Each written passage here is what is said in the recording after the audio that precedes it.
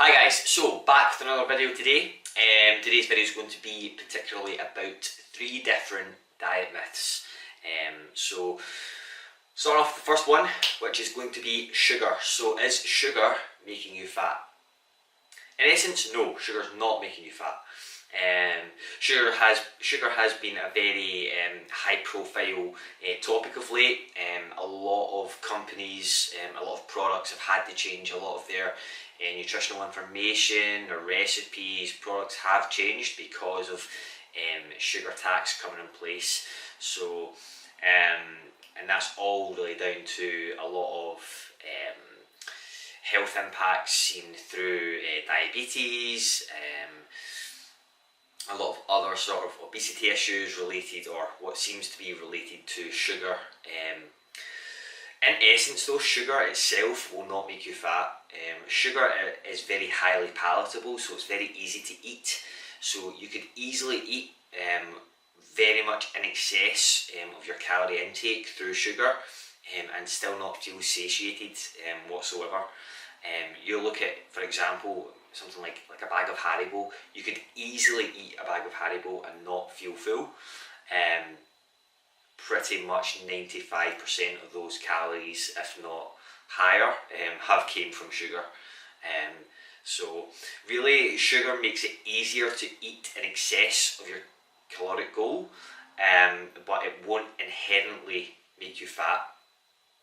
So someone that's done a really good video covering this in a bit more detail is Jeff Nippard. I'll link that video below. He references a lot of good sort of science-based evidence to kind of debunk the myth of sugar making you fat. So yeah, that's the first one. Second one is going to be something for those guys and girls in the gym that really kind of, they need that instant hit straight after their workout, the so-called anabolic window. Do you need to eat in that sort of 30 minutes after you've had your workout? Again, it kind of depends. You don't need to eat in a specific time period after your workout. Essentially what is known as muscle protein synthesis, essentially the process of your body starting to build muscle tissue. After a workout, that can continue up to 48 hours, I think in some cases even 72 hours after that workout. So you don't need to eat immediately in those 30 minutes, as that process of building muscle goes on for up to potentially 2.5, 3 days at most, from just that one workout. So the only time that I would suggest really kind of trying to get some sort of protein or some kind of meal in after your workout is if you've trained in a fasted state. So if you train first thing in the morning, you've not had anything from any sort of meal, any sort of protein shake, any sort of calories in your system, it's probably a good idea to try and get something in reasonably soon afterwards. Again though, you don't need to stick to this 30-minute window. Anything upwards of sort of 2 hours is probably perfectly fine.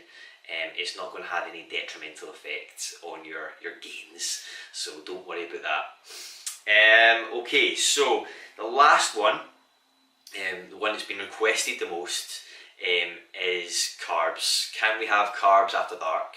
The carbs after 6 p.m, they're going to make you fat. So let's get into it. So carbohydrates, one of the 3 main macronutrients: carbohydrate, protein and fat. Not one of these macronutrients are, again like sugar, inherently going to make you fat.